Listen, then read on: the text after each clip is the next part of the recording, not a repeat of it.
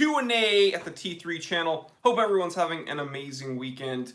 Let's go ahead and get into some questions once we see who shows up. We already have Kentucky Man 30 certified T3 bot. I think he may have been the first person to show up today, which is incredible.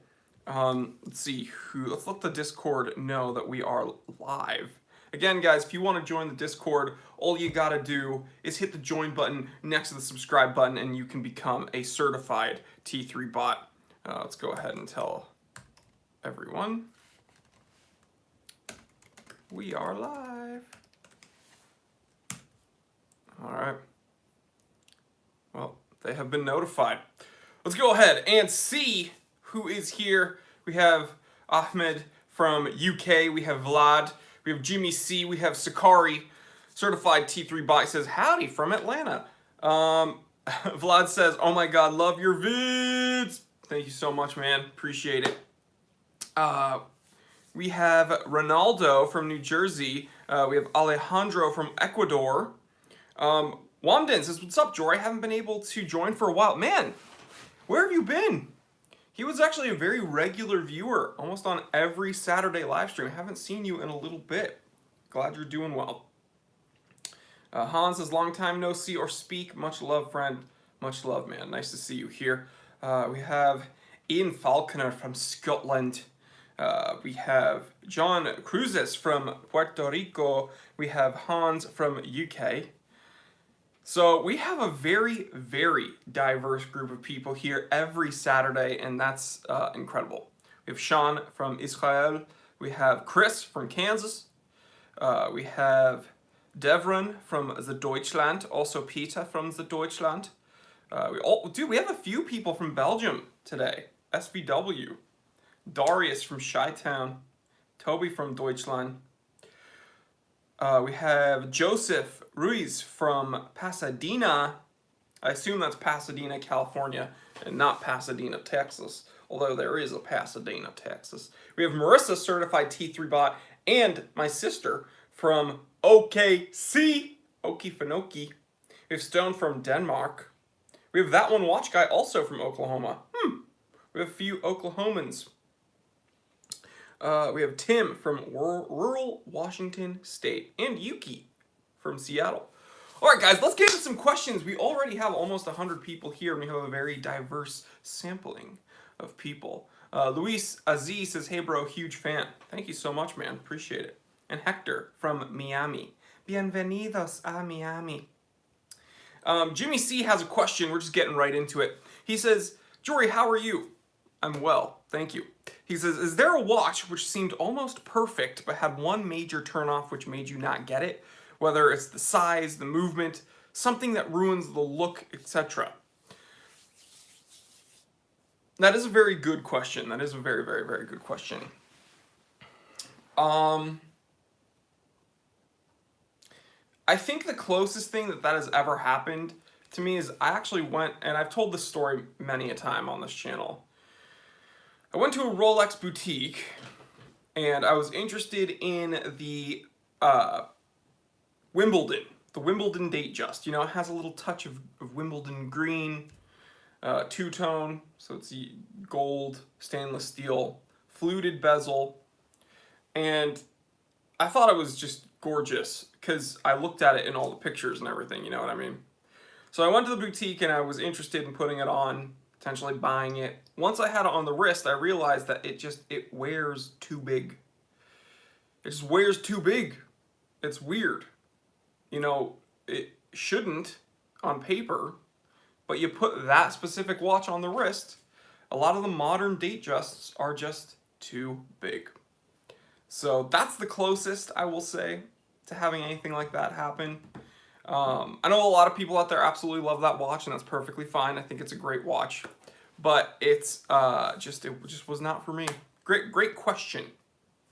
Joey Kimball says, hey Jory, your thoughts on the new Cartier Must line? Well, as you know, I'm a big fan of the vintage Must de Cartier line. So I went absolutely crazy when I heard that they were bringing back essentially the successors to the Must de Cartier line by bringing back the same color variations in a Must line.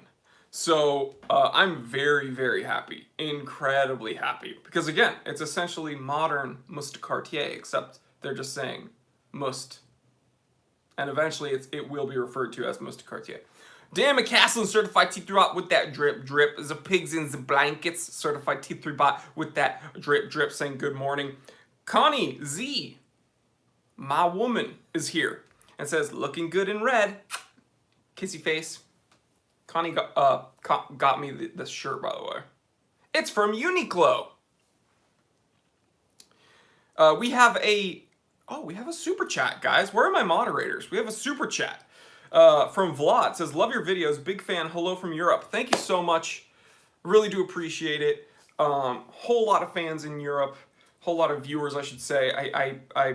I said fan because Vlad said big fan, but you know there's kind of a thing on this channel. I don't like referring to viewers as fans because that's kind of pretentious, and I'm not important enough to have fans. So I prefer to call you guys friends, if that's cool. So a whole lot of friends in Europe, specifically in the UK, actually. Whole lot of friends over there. Watch, all the viewers from UK are like, friends? We're not your friends, we don't know you. But yeah, I appreciate you saying big fan, but I don't have fans, guys. I'm just some idiot that yells into a camera. We have 100 viewers here, which means every time we hit 100, we have to do a wristwatch check. All right. So this is how it works, guys. When we hit 100 viewers every time, we do a wristwatch check, which means you guys gotta say what you got on your wrist, and I'll tell you what I got on my wrist. Now it makes sense what I'm wearing today, because this is the first live stream after the Rolex release. So I am wearing an actual Explorer 2, okay? I'm wearing an actual Explorer 2. An actual one. An actual one. I'm wearing an actual one. 40 millimeters. That's it. I had to celebrate with this. I had to celebrate, you know why? Because this is a real Explorer 2. Screw what Rolex thinks of you. I still love you. It's clear Rolex does not give a hoot about the Explorer 2 because look what they did to my boy. They didn't care about it. They didn't care about my boy. They didn't care. I care. They didn't care. Speaking of my boy, Linky. Let's see if I can get my boy over here. Michael Hargis, with pretty much everyone's sentiment, he says that Rolex palm leaf dial, bizarre looking, way out of the ordinary. Here's what's so annoying about the palm leaf dial. Linky! Here's what's so annoying about the palm leaf dial. It's like a half-assed attempt at a Grand Seiko dial. You know how Grand Seiko does these textured patterns on their dials? I guess Rolex saw the popularity of like Grand Seiko and like the prominence and prowess that Grand Seiko has when they release these types of dials. And so some idiot over at Rolex was just so excited to spec up and blueprint up this palm frond dial. And then multiple people at Rolex had to okay it down the line, which is insane to me. Because when Grand Seiko does something like that, it is like hand finished, and they do like hours and days meticulously, just like there's some Japanese dude like in a room with that dial, like hand finishing it for like days at a time. And with Rolex, they're like, we're gonna do it too, and they just put like a sticker on it, just like boom. It's like, come on, dude. So lazy. Another reason, guys, as I wear a Rolex, I'm going to tell you right now, that's another example of why you should just buy Grand Seiko over Rolex. Just buy Grand Seiko over Rolex. Who cares? We have another super chat. Really do appreciate the super chats, guys. that money directly is used for the channel. Thank you so much. Vlad with the super chat says, "You have fans. I'm the first. Nice watch." Thank you so much. I do appreciate that. And again, this is not a Tommy Bahama dial Rolex. This is not a stupid fake 50th anniversary. This is a true Explorer 2. We have some more questions. Billy Ortiz. I was waiting for someone to bring this up. Let me move my, so I'm in frame. I was waiting for someone to bring this up. Billy Ortiz says, "What are your thoughts on the new Tudor Panda?" You know there's a problem when Tudor releases something more interesting than Rolex. You know?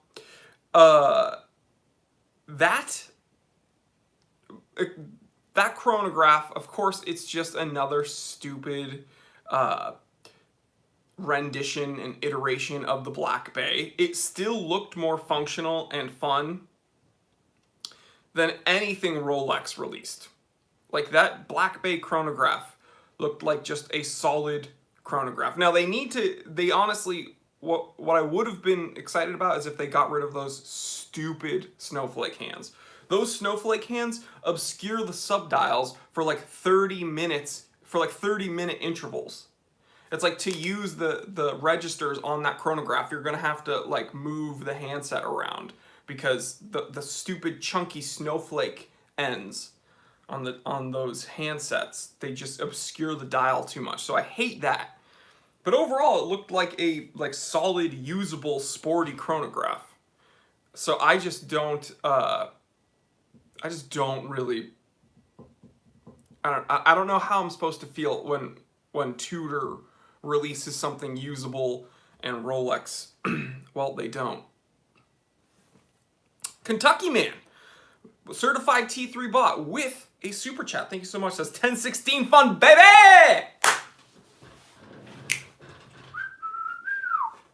We got the 1016 fund going today. Again, guys, super chats for the 1016 fund eventually will allow me to buy a Rolex Explorer 1016, which is my ultimate watch, the 1016 Explorer.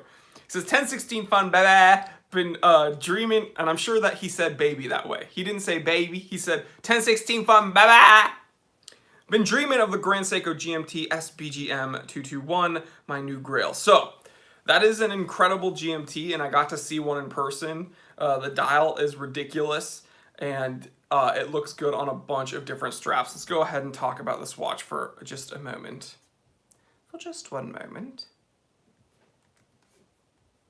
Let's get a different window up here. Maybe I can find, maybe one of my moderators can find a link of that watch to show everyone. But essentially, this is the cream dial or ivory dial that everyone freaks out about. This watch was a watch that if I didn't purchase my J14070 Grand Seiko, I would have purchased this watch. This came out, the SBGM 221, came out with the redesigned Grand Seiko logo right when I was, like, right before the Grand Seiko boutique opened up here in SoCal, in Beverly Hills specifically. And when I went there, oddly enough, I saw the new, at the time, high beat titanium divers. I saw the snowflake, and they gave me a few different booklets, actually, one for Creeder and two for Grand Seiko. I think I still have them somewhere. And this watch just haunts me with that dial. The Zaratsu finish hands, super sharp. The index is so sharp. Ridiculous Grand Seiko finishing. And I think the best part, aside from that creamy ivory dial, I think the best part is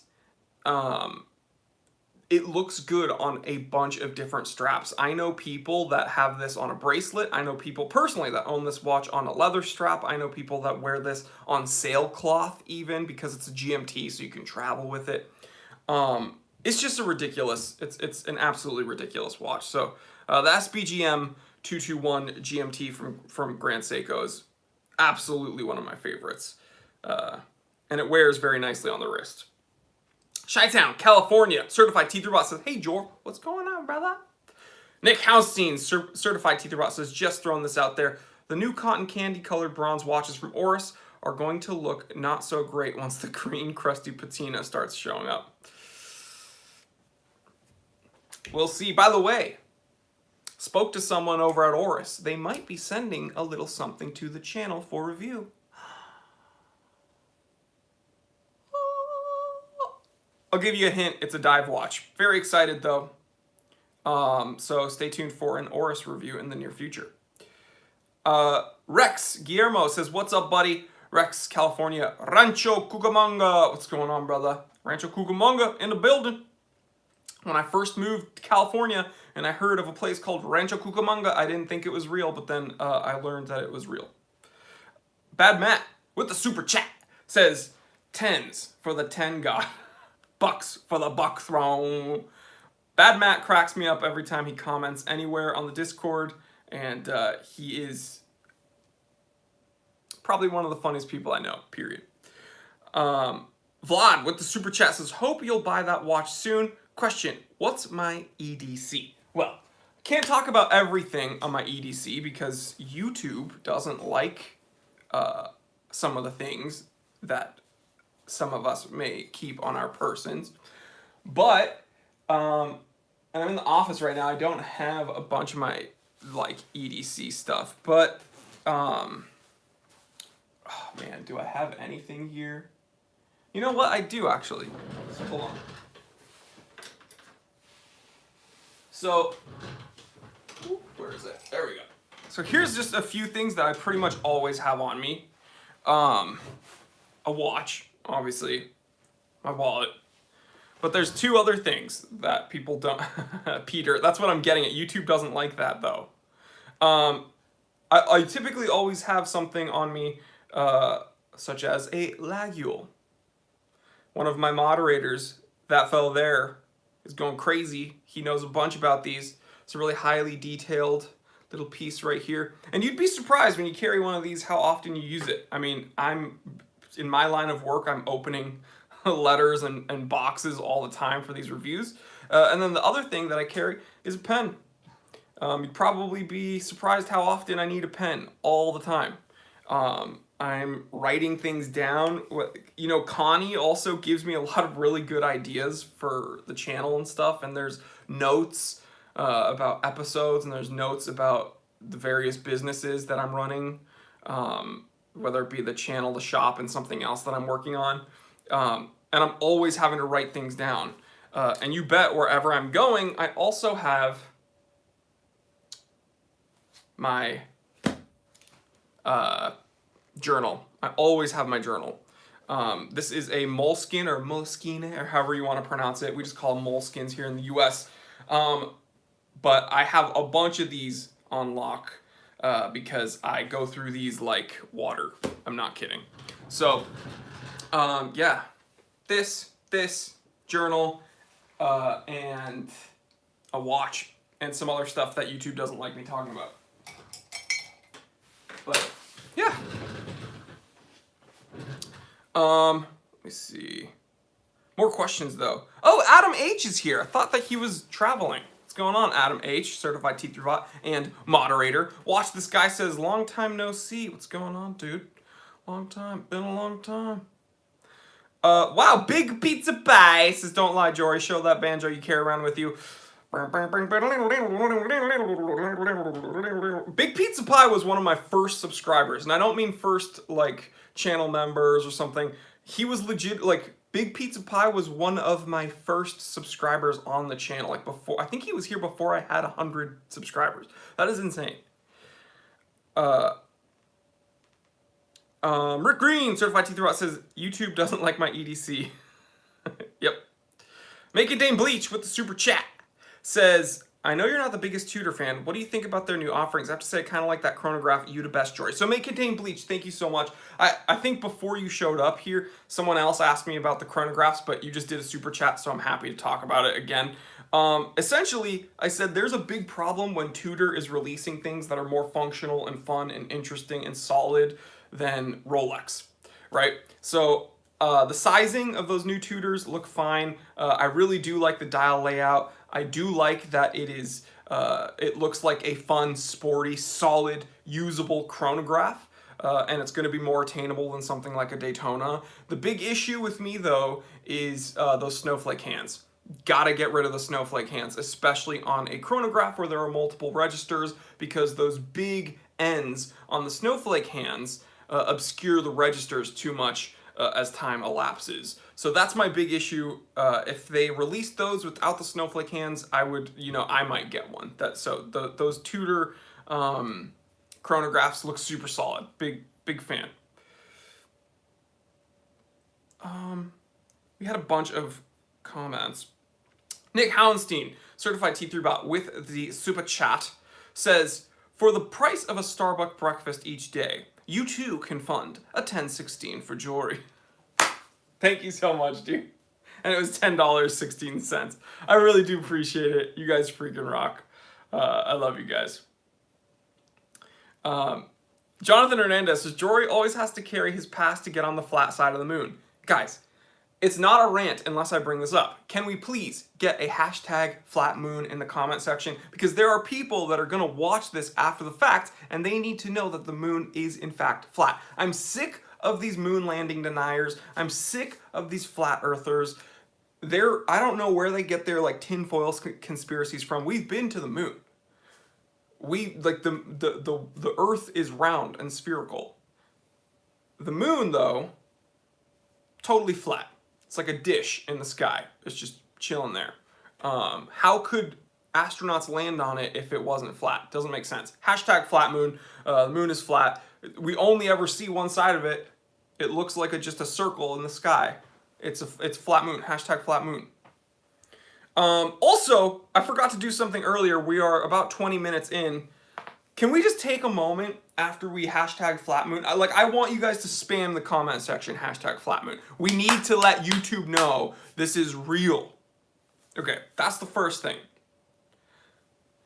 After we do that, let's just take 1 second and say hello to the people on the playback, because not everyone can be here. Not everyone can be here during the morning broadcast. I understand people they have things to do. They have to be with their kids or something. They need to do errands. Oh, I work during the week. Oh, the weekends are the only time that I can actually function and do the things that I need to do in my life, like run errands and buy groceries and clean the house. Oh, I have kids. Blah, blah, blah. I can't watch your live stream. I understand. So we're just going to say hello. Don't worry. You don't need to do anything this morning. We're going to go ahead. We're going to do all the heavy lifting. We'll do the broadcast, myself and a couple hundred people here. We're just chilling. Can we just get a wave in the comment section? Just say hello to the people watching the playback. We love you too. We love you too. Don't worry. I understand you can't be here, but hey, the show must go on. Right? That's show business. So we're going to break a leg here. We're going to say hello. Whenever, wherever, there is to be together, I'll be there and you'll be here, and that's the deal, my dear. Shakira. We just did that for you on the playback. So, we love you. Sorry you couldn't be here, but we're happy that you're here. Uh-oh, Peter with the dab. All right, guys, back to the live broadcast. We said hello enough. Vlad says hashtag flat moon. Alex Hill with the super chat. Wait. George A said hashtag thick moon. The moon is thick. Alex Hill with the super chat says, how do you think the silver B58 will age over time? Silver has a tendency to go a little funky. Everything has a tendency to go a little funky if it's not stainless steel, right? Whether it be silver, bronze, even gold sometimes. I don't think you should buy your watches with that concern. It's where your watch and the way it patinates or the way it patinas, however you want to say it, is how it should be. And there are ways to clean it up. So don't worry about it. Don Sinacci from Sicily. Oh, the Don. Look what they did to my boy. Don, I need your help. Why did Rolex do it to my boy? Why did Rolex ignore him? Don. Don Sinacci's here. We love Don. We absolutely love Don Sinacci. Everybody on their best behavior because the Don's in the building. Deb Raymond E says, hi, Jory. It's been a while since I've joined. Where are you? Where are you? Where have you been? Where have you been? What do you mean? Do, do, do, do, do. Wamden says, do you think the downsizing of the Explorer is a sign that Rolex might go smaller with their other models eventually? So that was a huge surprise.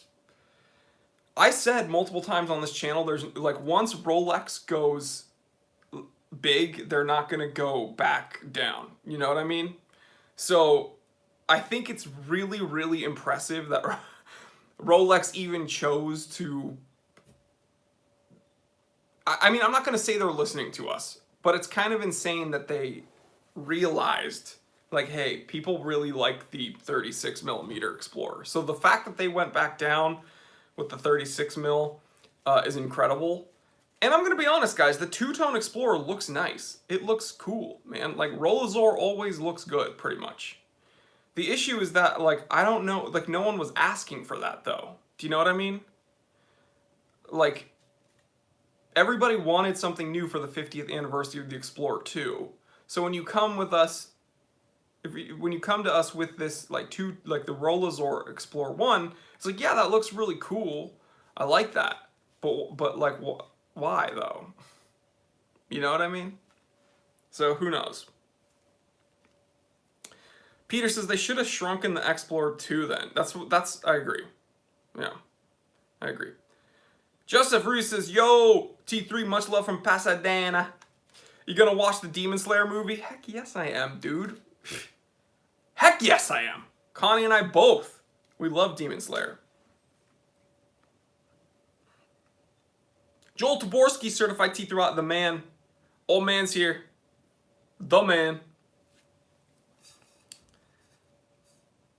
JH says, what up, playback watchers? I'm just reading comments right now, guys.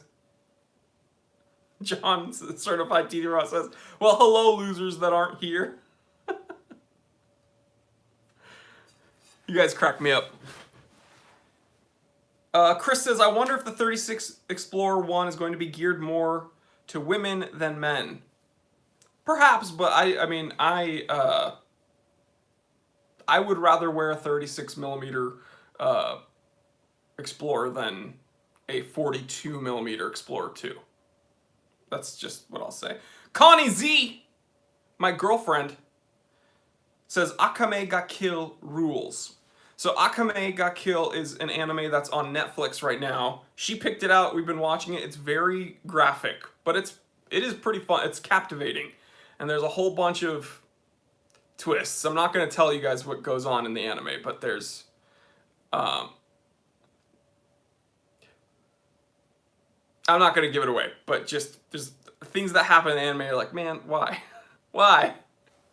So, yeah. Connie really loves Akame ga Kill, and we also love Demon Slayer. So when we get our chance to watch the movie, we're going to watch the movie as well.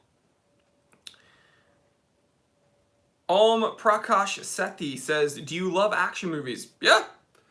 Especially like the 1980s, 1990s action movies. There haven't been very many good action movies nowadays.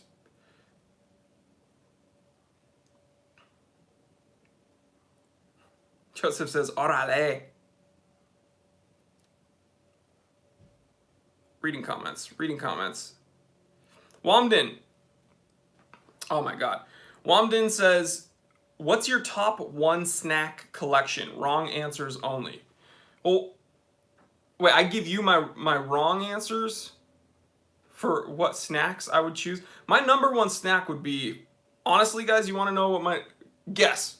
For my longtime viewers, what would my number 1 snack be? Like junk food. What would T3's number 1 junk food be? My longtime viewers will know.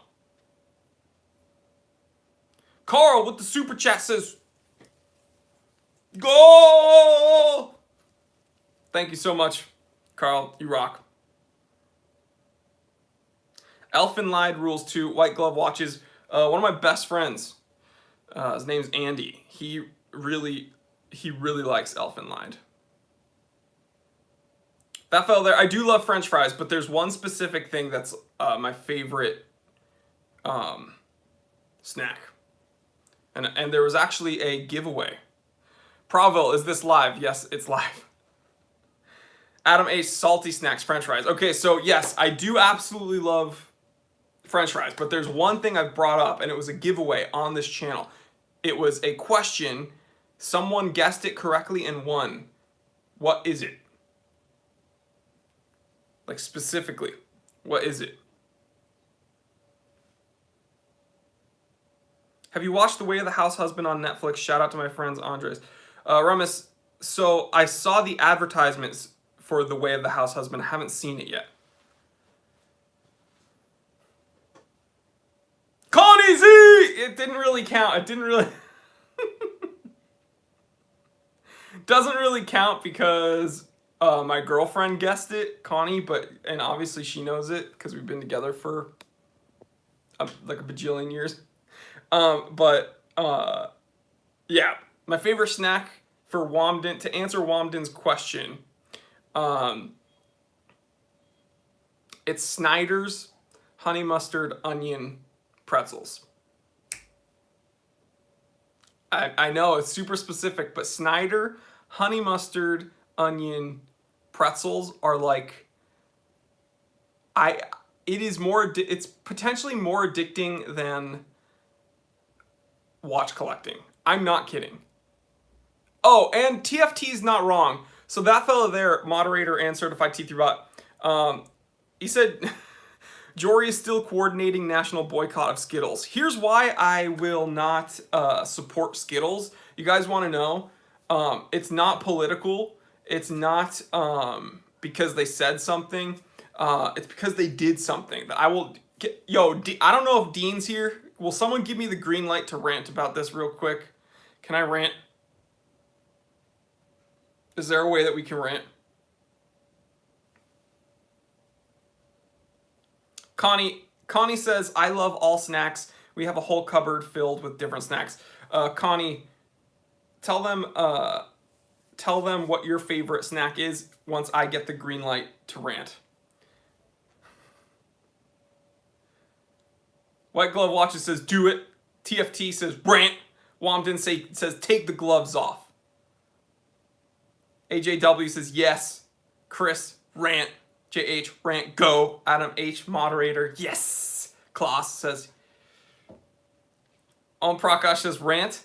Heck yeah. Katie Howenstein says, rant forward. Nick Howenstein, certified T3bot, says, green light. All right, guys.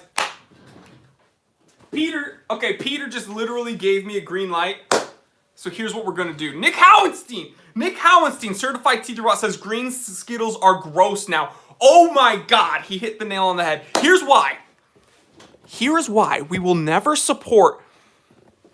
Here's why we will never ever freaking support Skittles ever again. I'm sorry, I'm spitting on myself. That's how like angry I am. I have some chapstick on the side of my face. I'm so sorry that you guys had to see that, but I'm angry.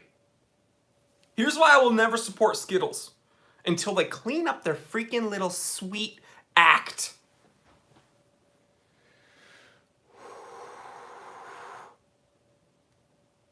Skittles were the best snack. Skittles were something that you could eat a little of, you could eat a lot of, you could eat one at a time, you could eat handfuls of them. It wasn't like chocolate, so you don't get this like chocolate overload. It was just like, a little fruity thing here. Ooh, a little fruity thing there. Oh, wow, this red one kind of tastes like a little bit cherry. Oh, this orange one, orange. We get a little citrus in there. Oh, yeah, we want some more citrus. Oh, let's go ahead and get some lemon there with the yellow. Oh, you want that artificial, yummy grape flavor that doesn't taste like an actual grape, but you still love it? Oh, purple, that's my jam. What about green? What happened with green? What happened to freaking green? The lime Skittles were my favorite Skittles of all time. They were the best candies on earth. They were things that I would covet. My sisters and I had two sisters. I'm actually the baby of the family. My parents would get us a bag of Skittles. Oh, share, guys. You guys gotta share. So I was fine with sharing. You know why? Because we would dump out the Skittles. I would just take the green ones. They could have all the other ones. I would just have the little green ones. So I didn't care about sharing. All I wanted was the green ones. Because the lime worked perfectly with the other citrus flavors. We have to look at this as a whole, guys. It's a culinary, it's a painting. We have to look at the things like a painting. You're not going to just add a random color if the portrait doesn't call for it, okay? Okay, we look at this culinary masterpiece, this incredible woven flavor profile. We get a little bit of the grape, which is bold but not too bold. We get cherry, which is quite mild. We get a little bit of a harder citrus flavor like orange, but still kind of mellow. And then we bump it up a little bit further with lime, but it's like, ooh, okay, it's a little bit more, but I can handle it, but I still want more. What about that tantalizing green? You put it on the tip of your tongue, you bite through that hard surface, you get that kind of grainy middle, but it's because it's just straight sugar. And then you realize it's a pop, a blast of citrus flavor. It is lime. It is tropical, baby. But now they removed lime and they gave us sour apple. I almost said the F word. How the freak does sour apple land in this flavor profile? So we get the mellow cherry, we get a little bit bolder grape, we get the mellow kind of citrus of the orange, and then we bump it up a bit, a little bit with the lime, and then pow! There's this disgusting artificial sour apple. Where the heck does that come from? Boycott Skittles. Boycott Skittles. You know why? Because I'm going to tell you something. When I was in college, I might have just finished college, but when I was in my earlier 20s, I wrote a letter to Skittles. I wrote them a letter imploring them. It wasn't like a ransom note. It wasn't a threat. But I told them, if you know what's good for you, you will remove the disgusting artificial sour apple Skittles and bring back lime. You have 24 hours. That's how I finished it. It wasn't a threat. I learned this from Michael Scott. You just always give them a deadline. I sent it to them, and they sent me back a carbon copy printed response, and it was like, hey, thanks for writing. We absolutely love that we have energetic customers. Thanks for buying our products. I was like, no, that's not what I wanted at all. I said you have 24 hours. Boycott Skittles, baby. Boycott Skittles. Boycott Skittles. The Time Teller channel boycotts Skittles. That's all it is. So rant over, and that's just what it is. If you ride with me, we boycott Skittles. They used to be the best snack. Now they're the worst. So, yeah. Huge bummer. But Snyder, honey mustard onion,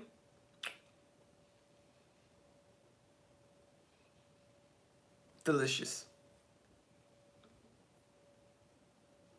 Anyway, let's get back to questions because, yeah, that was crazy. Carl with the super chat says, were you disappointed by the Rolex release? Did Tudor win? Are you currently planning to buy the new weed dial? So the palm tree Tommy Bahama dial, disgusting. Terrible, worst thing ever. It looks like a sticker. Tudor did win the release because honestly, those chronographs look great in comparison to anything Rolex released. And yeah, just a huge bummer. Stano says, how often do you get your automatic service? Do you stick to the recommended 5 years? No, I don't stick to that. I get them serviced. I'm happy that I have a relationship with a very prolific, or I should say proficient watchmaker. Hashtag TikTok watch repairs. And so I send him my things for health checkups. But I don't really follow like a service interval. I kind of just get a feeling that this watch needs to be looked at, and then it just, I have them taken care of.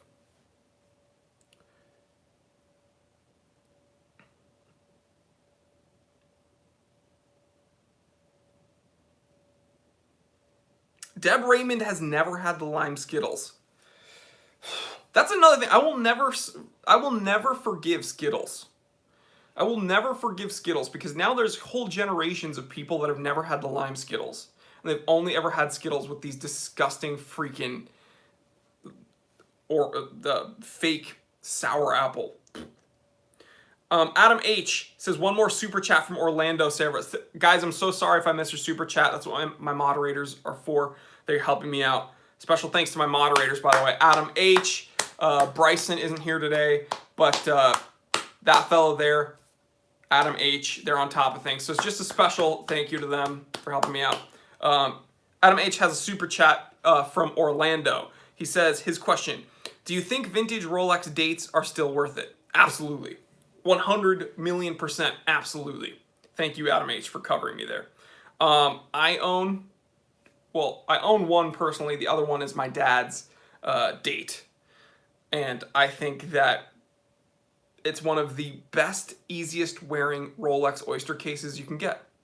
I absolutely love the Rolex date. And I've always said the 1500 might be my favorite Rolex reference number. And I'm not just saying that. I do have a sentimental attachment to it, but yeah. May Contain Bleach with the super chat says, column wheel versus cam actuated, is it a big deal? For me, not personally. But I mean, I think it's mostly, I think the common consensus is that column wheel is better and probably healthier for the watch. But I'm not, I mean, I absolutely love, there are certain chronographs that I love that are not column wheel chronographs. So, but great question. Again, I'm not, no matter what I say on that front, there's going to be multiple people that are like, well, I heard a watchmaker say that this is actually better, so you're an idiot, do your research. So I don't really care about the internals. If it's a good watch and it works well, then I'm not going to bicker about the minutia of it being cam actuated or column wheel. But yeah. Lord Elgin with a super chat says, Adam H made me super chat. Good. Adam, stay on him.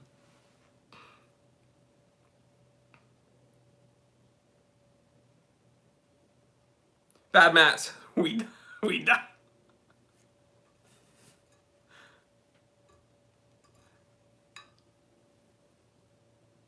Peter, blame the switch from lime to apple on. We can't even talk about that here, Peter, or else YouTube's gonna take me down. Oh my gosh. Dynamics music. Should I go for a Frederique Constant smartwatch? No, absolutely not.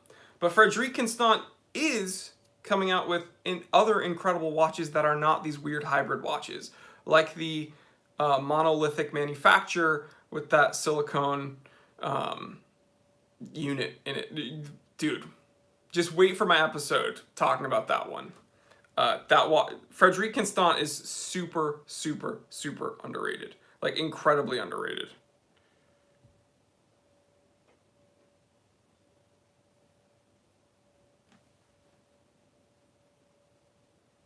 AJW says, Jory, come to UK. We still have lime Skittles. AJW and any of my UK viewers, because I have a ton of UK viewers, I have a P.O. box. If you want to send me lime Skittles, I will make an entire episode about it. If you want to send me the Skittles with the lime in it, I will unbox it and make an entire episode about it on this channel. Seriously. I have a P.O. box for the channel.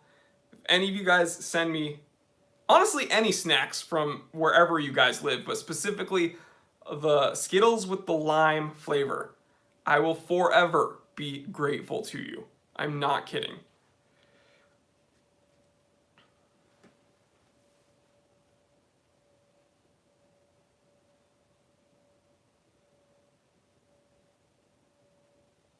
Gary with a good question. What about Nomos watches? Are they worthy? So, Nomos is a company that makes, I will say, incredible watches. However, most of their watches, pretty much all of their watches, follow what's called a Bauhaus design language. Okay? It's very German. It's very sterile, straight lines, minimalist in a way, and I personally am not into Bauhaus. Okay? Doesn't mean it's not good. Doesn't mean the watch doesn't work well. Doesn't mean it's not worth money. I just personally do not like that design language, so to speak. So they make really well finished, really impressive watches that are just not for me. But Nomos is a company I could see myself getting interested in, and I'd love to review some. But the Bauhaus art style is just not, I don't think I could ever wear one. But I appreciate them. That's what I'm saying. So I hope that the pigs in the blanket says the Bauhaus. So I hope I answered that question for you. TFT, certified teeth and moderator, says, LOL, Jory gets a scheduled delivery for 1 metric ton of Skittles. Dev Raymond says, Jory, okay, I'm gonna come clean. I have a supplier that has a ton of lime Skittles. I can give you his info. Deb, but you just said you'd never had lime Skittles, though. So I think you're lying to me. Sleepyhead says, would you get into pocket watches at some point? Probably not. I'm gonna be honest. Probably not. And the reason is that I don't wear like 3-piece suits. I don't wear, I'm not going to carry a chain with a pocket for like a pocket watch. I like having my watches on my wrist. It's just much more usable, much more functional day to day. I don't like the idea of having to go into a pocket and pull out the watch and put it back in, and then there's like a chain dangling, and then it's cumbersome. I personally just am not interested in pocket watches. That doesn't mean that they're stupid, because the truth is, the majority of watchmakers that we know and love, they were pocket watchmakers. You know what I mean? Like Vacheron made pocket watches. Like all these dudes, Patek made pocket watches. So all the watchmakers that we covet and we love nowadays, they started off with pocket watches. So we have to respect and acknowledge where wristwatches came from, but they're just not for me at all.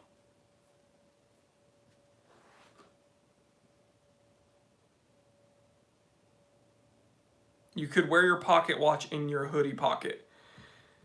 Putting things in your hoodie pocket is so uncomfortable because it always sags down. It always hits you in your no-no area. If you're like running with like your phone and your wallet in your like hoodie pocket, who does that? Who does that? Unless you're a child. You don't put things in your hoodie pocket unless it's like your hands and it's cold. Ugh. That's the most uncomfortable thing in the world. No, don't. If you're over the age of 12, you don't put things in your hoodie pocket unless it's your hands. Okay. No, don't put things in your hoodie pockets, dude. How do I feel about sundials? Not complicated enough. They're not cam actuated or column wheel. Hoodie pockets are for hands only. Amen, Kentucky man. Certified T3 bot. Amen. TFT, certified T3 bot and moderator says, LOL, the no-no area casual comment made me cry laughing. Carl Anthony says, how's the powerlifting training going? So, I am happy to say, I have been back in an actual weight room for about a month.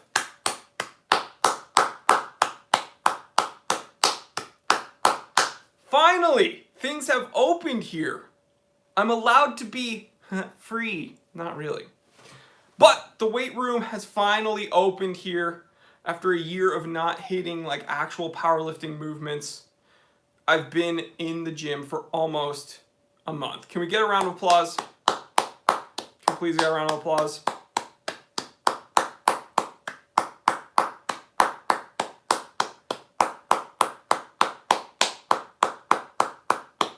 Just so thankful.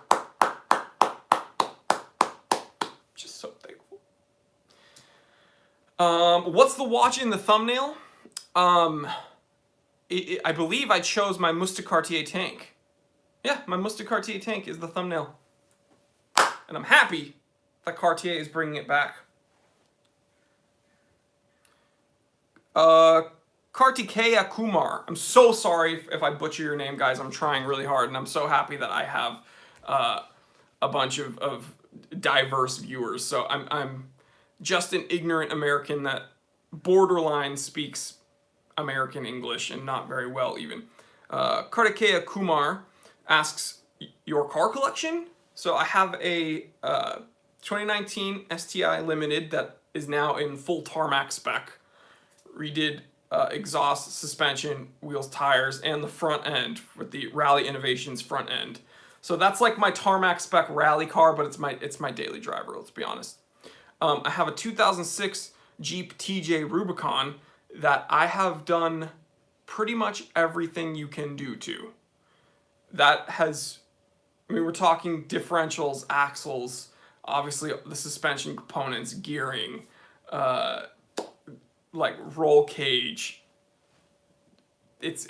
Everything I've done, everything you can do to that Jeep, I've essentially done to it to make it a like functional, reliable, like it's not the biggest rock crawler with like the tub all cut with like 40-inch tires and stuff. It has 35-inch tires, but it's reliable enough to get me to the trail, go on a trail, and then come back, and that's what I want.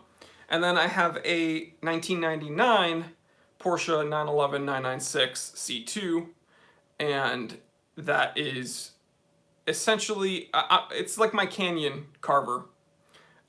And so far I've redone the suspension, you know, drivetrain work as far as clutch, obviously the IMS, RMS, dual mass flywheel.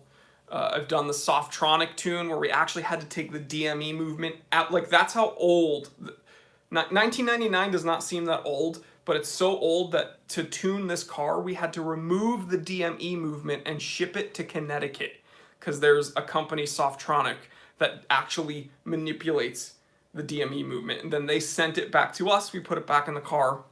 And yeah, I did that IPD plenum kit.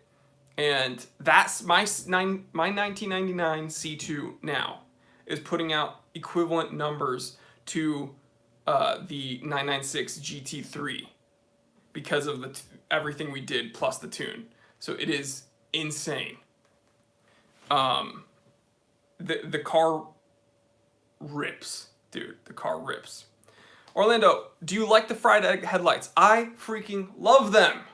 And here's why. I grew up in the 90s. I mean, I was born in the 80s, right? I was born in 89.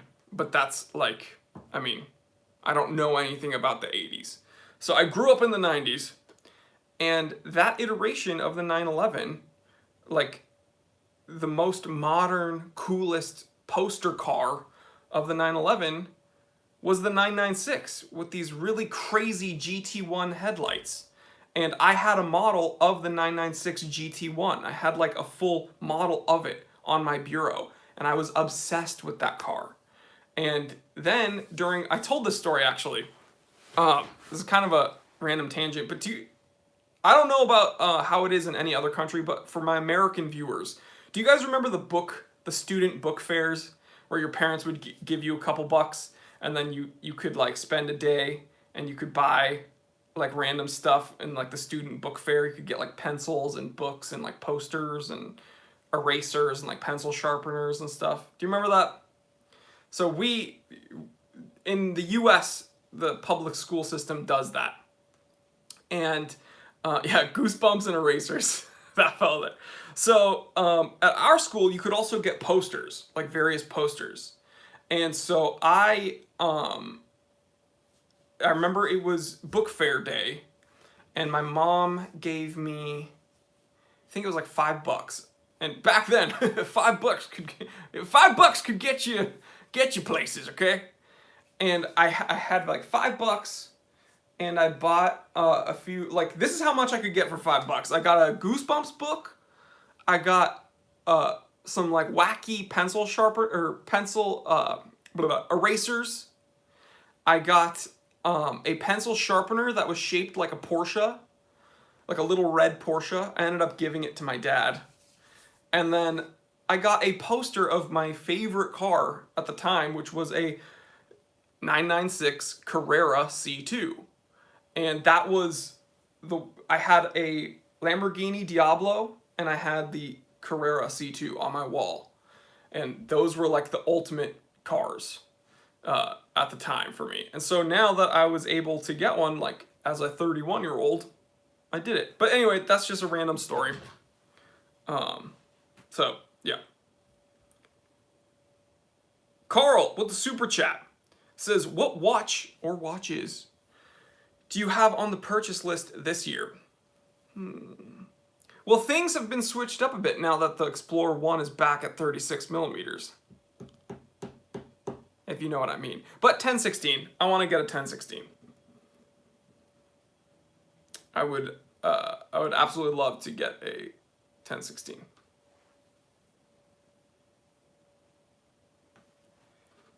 What color was the Diablo on my wall? Purple, actually. It was that like purple metallic color.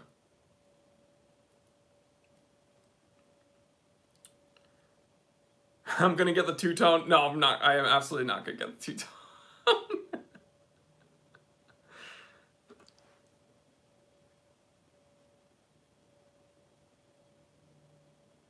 Vision says, love from India. It's 1:10 a.m. Go to sleep. Let's get down to business. Wilmer Green, certified T3 Plus, says, I had a 1997 993 C2, sold it for $36,000. Now it's worth $90K. I can't afford to buy one back. Well, Wilmer, I'm going to tell you right now, it's probably worth a bit over that. 1997 993, depending on the condition, can go like around $100,000. Yeah. I mean, last of the air cooled. So, you know it's getting crazy when the 996s are, some of them are overtaking 997 prices. Because again, it works in a cycle. So it's very weird to see how volatile the 911 market is. It's insane. All I'll say is I got in at the exact right time. I could probably sell my C2 for 30 to like 40% more than I paid for it. I could get out of this car. That's how volatile the market is. So, yeah. It's crazy.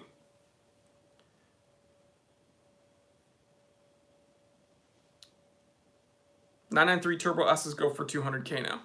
Dude, the C4S market and the Turbo S market has just exploded, dude.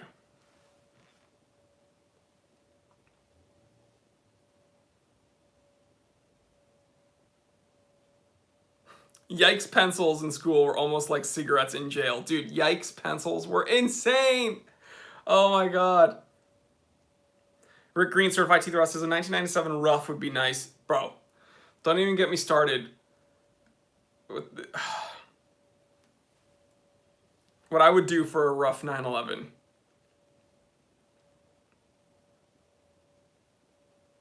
Joel Taborski, certified T3 says much love everybody. See you on the Discord channel Thursday for a private chat. It's one of the advantages of being a member on the T3 channel. Love you, brother. I will see you during that meetup.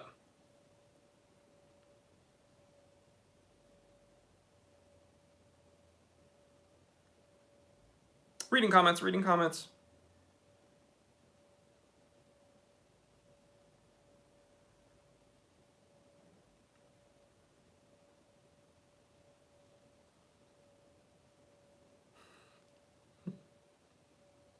Dev Raven says, nowadays you can get sweet tea for $5.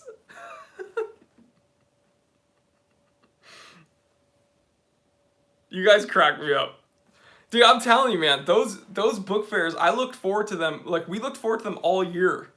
You could beg your parents for a couple bucks. You could get a bunch of Yikes pencils, some Goosebumps, some silly erasers that did not work well. Those are fun memories, man.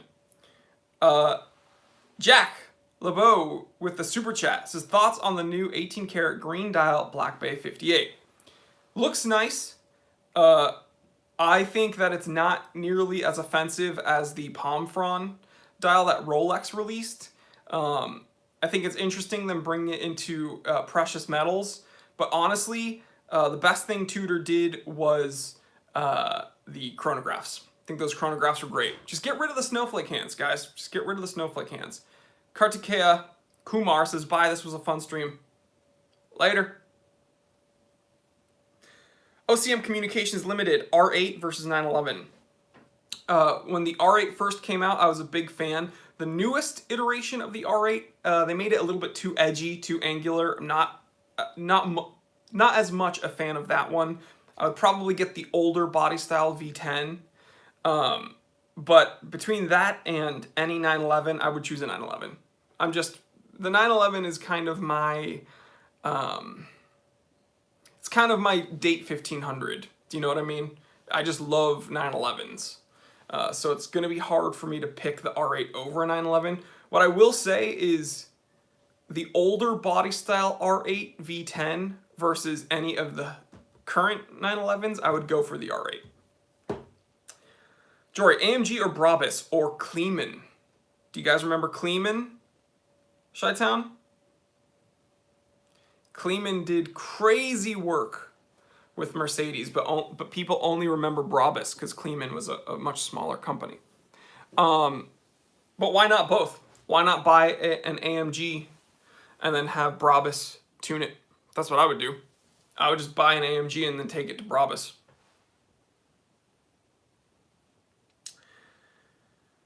Chi-Town says 911 is the Rolex of sports cars. Yep, that's what I've always said.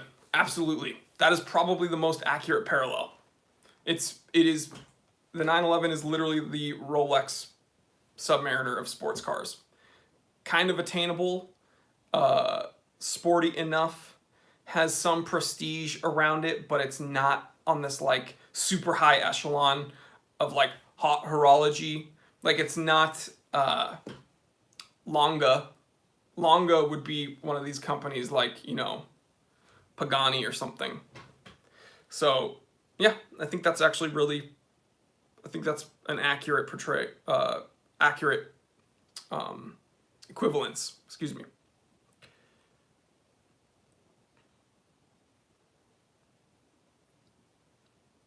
Justin says, with all the great offerings out there, how do you decide what to get next? You have to just listen to yourself, dude. I think it's hard for me. I get this question a bunch, okay? How should I decide on a watch to get? I can't tell you what or how you should purchase a watch because there's really only one rule. You need to be intrinsically drawn to it. Okay? I think you need to you have to listen to these kind of intangibles, right? Not to get all woo-woo and cheesy, but there are things that elicit an interest inside of you towards a certain object. And it's not as clinical as people think it is. When I look at a watch, I don't have some weird checklist. I'm like, yes, it does this. Oh, yes, but what about this? What about, oh, yes. But the beat frequency? No, yes. But what about this? Cam actuated? Oh, no. No, it's really not that clinical. It's as simple as, do I like this watch? Will I wear this watch? Why do I like this watch? Interesting. Are there other watches like this? Yes, but I seem to like this one more. Okay, I want this watch. It's like that. That is as deep as it gets. You know what I mean? So maybe the checklist shows up when you're looking for specifics like I need a diver, or I need like a field watch, or I need a chronograph. Then you can start looking, does it have this complication? Okay, it has this complication, but does it have this amount of water resistance? Or does it have a threaded crown because I'm looking for something that has a good water resistance threshold? This and that and the other thing. So, or, okay, does it have a sapphire crystal because I want to mitigate scratches? Or this, that. Then you can get into the checklist. But the truth is, at the end of the day, you just have to buy what you like. Do you like it? Okay, then you should buy it.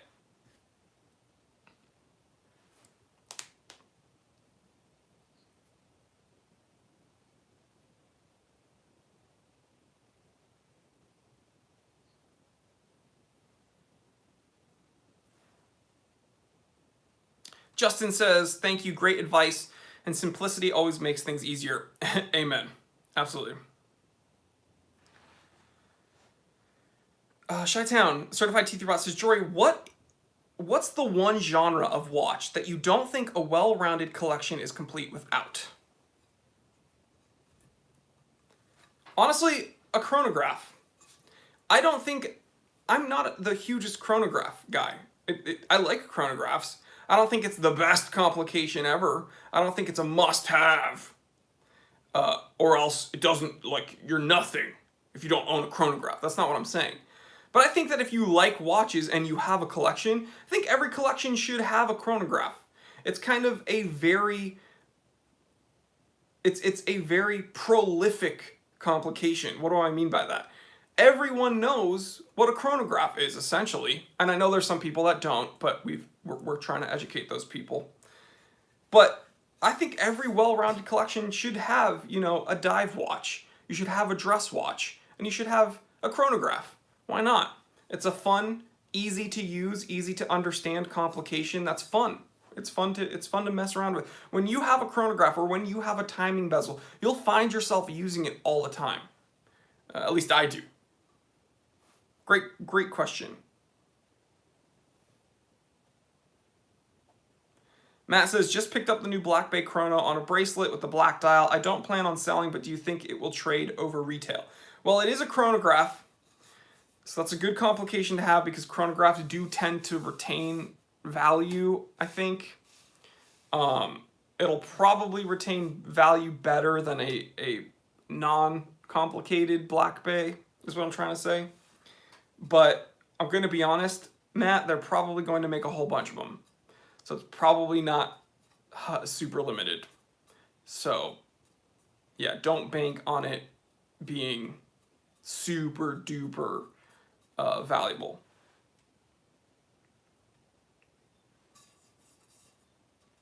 Jimmy C, which bracelet do you think is the most iconic and which bracelet is your favorite? For example, Royal Oak, Jubilee Overseas, Santos Oyster. Okay, so the most iconic is probably the Oyster bracelet. I think. Why? Because I think every other manufacturer tries to make something like an Oyster bracelet. Second to that would probably be the President bracelet. And yes, the President bracelet is worn on the Rolex President watch. Why? Because Jubilees and Oysters are offered on a multitude of Rolex watches. However, the President is only released with one watch, which would be the Rolex President. The Rolex Day Date is also the Rolex President. So second to that, the most iconic bracelet would probably be the President's bracelet, honestly. Which one's my favorite? Probably the Oyster. Doesn't pull hair, it's comfortable, it mitigates stretching. You know, Oyster bracelets are much less likely to have that dreaded stretch. CBA Boyer with the super chat says, thoughts on the new Breitling Datora. Dude, the Breitling chronographs that have come out are insane. I think they look very nice. I want to see how chunky they are on the wrist, though. I want to see if they wear too big, because they look kind of like thick boys. But with some of the dial variants coming out, Breitling's kind of crushing it. Eric, hey, if you were stuck between Hamilton Khaki Field and Boulder Venture, which would you choose and why? Eric, I've made a Boulder Hamilton comparison video. Check it out. Marion says, late to the party, have to watch it again after it's done. Good to see you, Jory. Thanks for being here, bro. We're almost done here, but thanks for hanging out, man. Lord Elgin says, Jory, is there a watch brand you would recommend against specifically for the cost of ownership? Not really.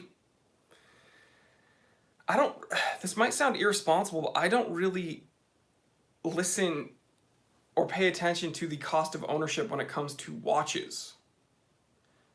As long as you do your research and you're buying like a decent watch, you don't like. See, Chi-Town says Hublot, and the truth is, yeah, of course I recommend against Hublot because they're crummy. But there's no watch that I would recommend that you should worry about because most of the watches I recommend are like decently solid watches. But like the truth is, Hublot, like I've heard horror stories of people buying Hublot chronographs and having like the chronograph hand like fall off like out of the box. Yeah, Rick Green says Tag. Tag Heuer is another one that like sinks in price. But cost of ownership is not something I really pay attention to. But guys, I'm gonna be honest. Here's what you need to understand: the more complicated the watch, the more expensive it will be when you need to service it. That's just, I mean, so it's not specific to a brand, is what I'm trying to say. That's why it was difficult for me to answer. The more complicated the watch, the more expensive it will be to service. So it's not a specific watchmaker thing. It's just more of a complication thing. Steve says Jory's beard is looking great today. Thank you. I combed it. Thank you so much.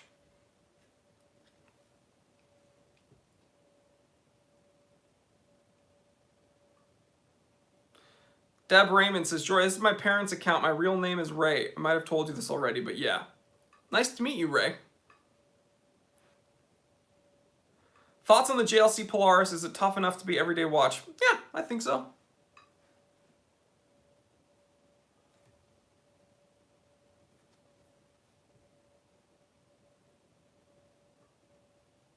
Rick Green Certified Teether Rot.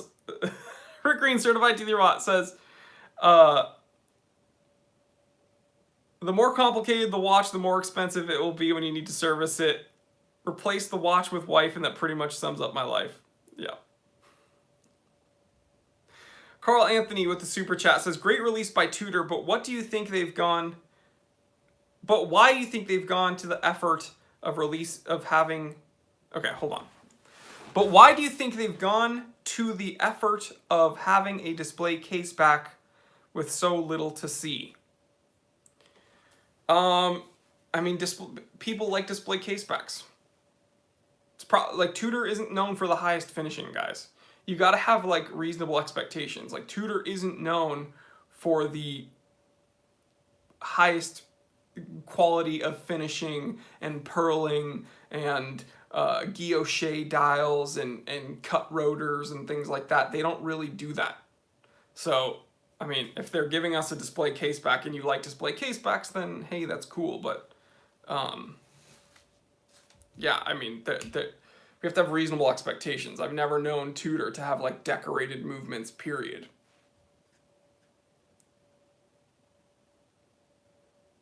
Spencer. Hey T3, I'm a college student working on a paper on places I've traveled, and I was just wondering, where's your favorite place you've been and why? Probably autumn in Amherst, New Hampshire.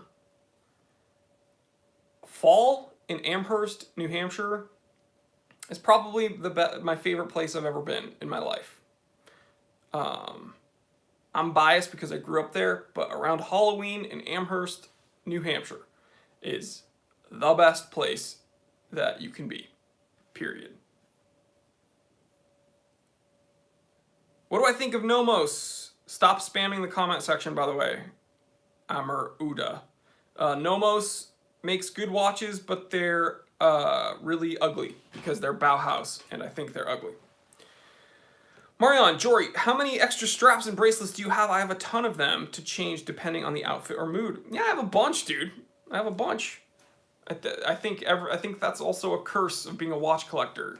Not only do you have watches, you have a bunch of different straps and bracelets. That's the fun, though, right? It's kind of like a little wardrobe for your watch collection. I said that in an episode, and people made fun of me. They're like, "Oh, he equated his watches to dolls," and I'm like, "Well, yeah, okay, I guess I did."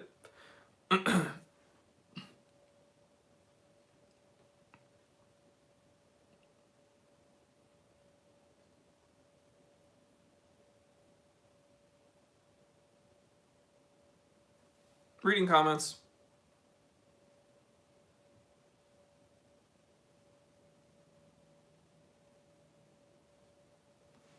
Eric, would you ever consider buying a Longa at retail? I am not personally a huge Longa guy. You know? So me personally, I'm probably the wrong person to ask. I'm not a huge Longa guy. There's for Longa retail money, there's like a laundry list of other watches I would rather get. Like a 1016. Like a Rolex 1016. But guys, we are past 70 minutes. We typically wrap it up around 70 minutes. So, as I always say, I want to thank everyone for hanging out with me today because you could have been anywhere on this Saturday, but you chose to spend it with me and hang out with me. And I really do appreciate that. That does not go unnoticed. This is my favorite part of the week, honestly, just hanging out, shooting the stuff. I can't, shooting the bleep, shooting the shoot. I can't say the S word on YouTube because they get upset. But Milt Garrison says, blessings, brother Jory. Any cool creative t-shirt for the summer? Yes, we're going to be coming out with more t-shirt merch. So pay attention. There's still some stuff there that you guys can get. But we're going to be coming out with some more seasonal designs for you guys.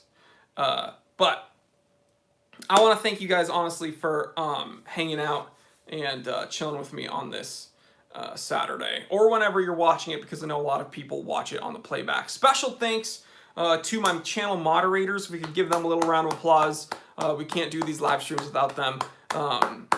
This one was great. They didn't have to put the ban hammer down on anyone, really. All they had to do was just link some episodes. So special thanks to my channel moderators. We really can't do these things without them. And thank you so much to my viewers, guys. You know, we're right around 100. I think we're at like around 159,000 subscribers, which means since I hit 100,000, we've like blown up to almost 60,000 more subscribers, which is crazy. Thank you so much. We're getting 6 new watches in this week for the Time Teller shop. Things have been crazy over there. It's just things are really picking up for this business, and I really do appreciate it, guys, because I can't do any of this without you. And I want to thank my channel members. You guys make it possible for me to film every day, and so special thanks to my certified T3 bots, my Discord members. You guys literally do make it possible for me to sit down every day and film. So, yeah, you guys freaking rock. So, please get out of your comfort zone. You know, live streaming was kind of weird when I first started. I didn't know what I was getting into, but it paid off. So, please, every day, get a little uncomfortable. It'll be worth it. It'll pay off in the end. Number 2, tell someone you love them. You shouldn't isolate yourself, guys. You gotta, seriously, tell someone else you love them, and then you often feel better yourself. So, I'll start it off. I love each and every one of you guys. I truly do, and I think about you guys, so this isn't just some facade. I'm really thankful. But 3rd, you got to tell yourself you love yourself, because at the end of the day, you're all you got.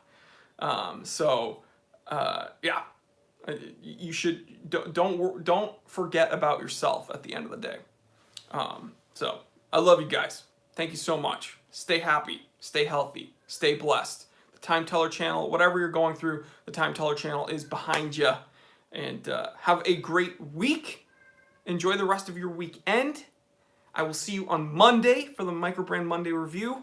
Stay happy, stay healthy, stay blessed. I'm Jory Goodman, the Time Teller. Always remember, I didn't invent time. I just tell it. Love you guys.